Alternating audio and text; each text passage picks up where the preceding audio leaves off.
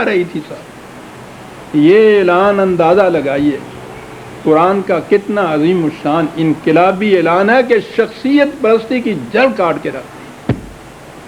تلک امۃ قد خلت، ان کے خلاف کچھ نہیں کہا، ان کے حق میں کچھ نہیں کہا، بات وہ کہی جو واقعہ ہے. It is a fact. یہ آئے اپنی اپنی باری چلے گئے. لہا ما کسبت ولکم ما کسبتم. عظیم اعلان ہے. جو انہوں نے کیا تھا اس کی ذمہ داری ان پہ تھی. تمہاری ذمہ داری صرف اس پہ ہے جو تم کرتے ہو. وَلَا تُسْأَلُونَ عَمَّا كَانُوا يَعْمَلُونَ. ہم تم سے پوچھیں گے ہی نہیں کہ انہوں نے کیا کیا تھا. اور جب یہ سوال ہے تو جو انہوں نے کیا تھا وہ ہمارے لیے مسلک اور سند اور کیسے بن سکتا ہے. ما انزل اللہ ہے سند. ٹھیک ہے ان کے سوانح حیات سرگزشتیں زندگی ان میں کوئی کارنامے اگر ایسے ہیں جو قرآن کے مطابق ہیں ہم کہیں گے کہ بڑا ٹھیک کیا انہوں نے، اس کا ثواب ان کو ملے گا. مجھے نہیں. اس کے خلاف ہے ٹھیک ہے احترام ہے تو کہیے کہ صاحب میں سمجھتا ہوں کہ یہ ان کے ہو نہیں سکتے کیونکہ وہ تو بہت بزرگ تھے، انہوں نے نہ شاید کیا ہو. اور اگر آپ اصرار کرتے ہیں کہ یقیناً کیا ہے تو کہیے کہ صاحب آپ مانیے اس قسم کے وہ، میں تو اس کے لیے تیار نہیں ہوں. کیا بھی ہوگا تو یہ ان کے لیے، میرے لیے تو سند نہیں بن سکتی. لیکن یہ بات کہنے کون دیتا ہے.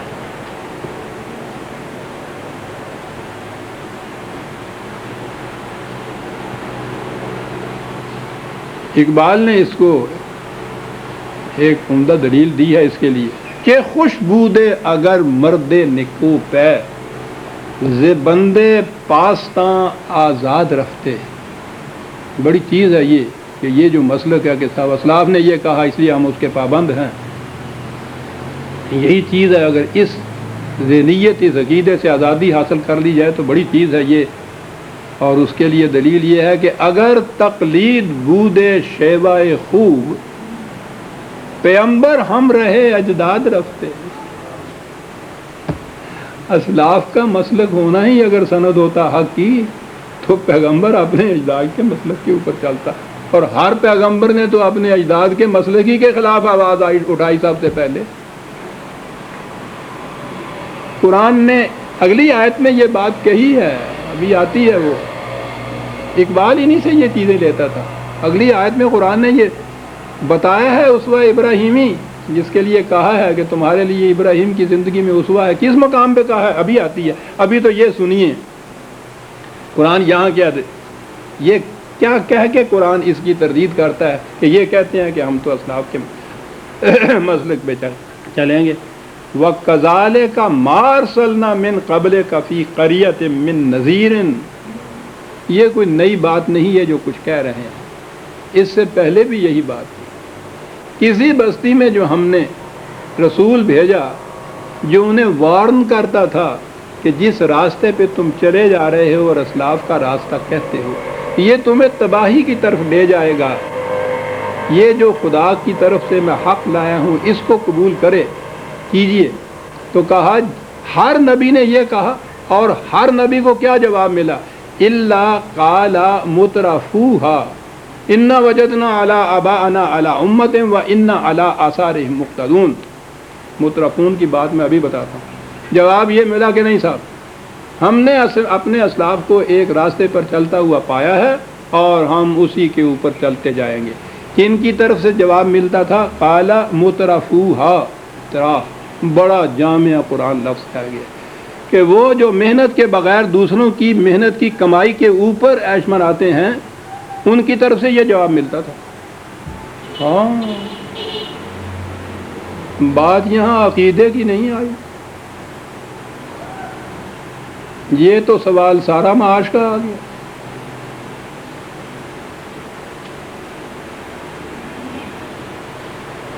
وہ ساری چیزیں جتنی بھی یہ استحصال کی اور سلب کی اور نہب کی یہ ساری چیزیں تھی. خدا کی کتاب تو اس کو کاٹ کے رکھ دیتی تھی اس نظام کو. اس کے حق میں کیا چیز آتی تھی؟ وہ اسلاف کا مسئلہ.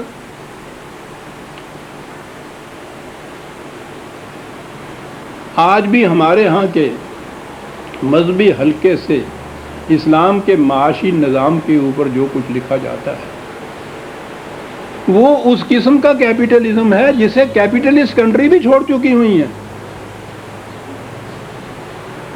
تو انہوں نے تو تقلید ان کی بھی نہیں کرنی، تقلید تو انہوں نے کرنی ہے اس کیپٹلزم کی جو 1000 برس پہلے تھا.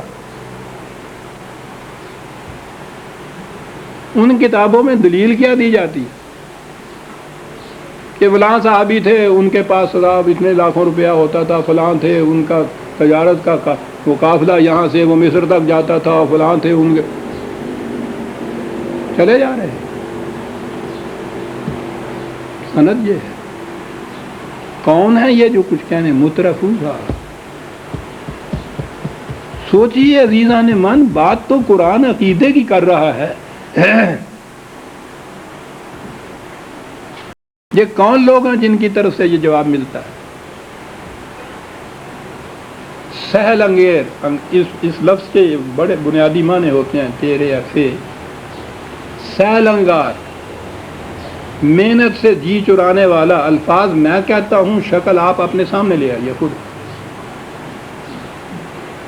سہل انگار، صبح کی کھا کے جو سوئے ظہر تک سو رہے، خود کام نہ کرنے والے، لیے چلے آ رہے ہیں سب سے بہترین چیزیں، پاؤں کو بھی چھوتے ہیں، پیش بھی کرتے ہیں. مترفوہ، کسی سند دینے کے لیے، دلیل پیش کرنے کے لیے کم از کم فکری محنت تو کرنی پڑتی ہے انسان کو، اور وہ تو بڑی محنت ہوتی ہے. جو پامال راستے ہیں ان کو چھوڑ کر صحیح راستہ تلاش کرنا بھی جو ہے اس کے لیے بھی بڑی فکری محنت کی ضرورت ہوتی ہے. اور پھر راستہ وہ ہو جو یہ کہے کہ لیس للانسان الا ما سعی، جو محنت نہیں کرتا اس کا کوئی حق حاصل نہیں ہے کہ وہ روٹی دوسروں کے اوپر سے کھائے. یہ جو ملے اس میں سے، اس راستے میں سے محنت بھی کریں، کوشش کریں، صحیح راستہ جو ہو وہ یہ بتائے، تو مترفین اس کو کیسے قبول کریں گے؟ سہل انگاری بھی اس میں ہوتی ہے، دوسروں کی کمائی کے اوپر جینا بھی اس کو کہتے ہیں. یہ جواب ان کی طرف سے ملتا تھا کیونکہ انہیں یہ سوٹ کرتا تھا کہ اسلاف کا مقصد جو ہے، مسلک جو ہے، اس سے ان کو سند مل جاتی تھی اس چیز کی. ان وجدنا قال مترفوها ان وجدنا ابانا على امة وانا على آثارهم مقتدون قال اولو جئتكم باهدى مما وجدتم عليه آباءكم. اس کے جواب میں وہ کہتے تھے کہ آؤ آن میرٹ گفتگو کریں، جو سوال سامنے ہے اسے سامنے رکھ کر اس کے متعلق ہم دیکھیں، اس کے حق میں، اس کے خلاف دلائل تم پیش کرو، میں پیش کرتا ہوں. پھر دیکھو کہ صحیح کہ کون سا وہ راستہ ہے جو صحیح رہنمائی دیتا ہے، وہ صحیح منزل مقصود کی طرف پہنچا سکتا ہے انسان کو. اس کے بعد دیکھیں اگر وہ راستہ اس راستے سے زیادہ رہنمائی صحیح دینے والا ہو جس پہ تمہارے آباء و اجداد چلتے آ رہے ہیں، تو پھر تو اسے اختیار کرنا چاہیے نا. انسان کی عقل و فکر تھا تو کم از کم یہی تقاضا ہونا چاہیے. تمہیں پتہ ہے اس کا جواب کیا ملتا تھا؟ یہاں وہ دلائل مانگتے تھے، کوئی سند بھی مانگتے تھے. انہیں پتہ تھا کہ دلائل و سند تو ہے نہیں کوئی. جواب کیا تھا؟ قالوا انما بما ارسلتم به کافرون. ہم نہیں جانتے تم کیا کہتے ہو، جو تم کہتے ہو ہم اسے انکار کرتے ہیں، بات مت کرو ہم سے، جاؤ یہاں سے. جواب مل رہا ہے، ہم نہیں ماننے کے جو تم کہتے ہو، کوئی دلیل نہیں، کوئی سند نہیں تھا. ہاں، اور اس کا جواب پھر ملا نا مکافات عمل کی طرف سے. فانتقمنا منہم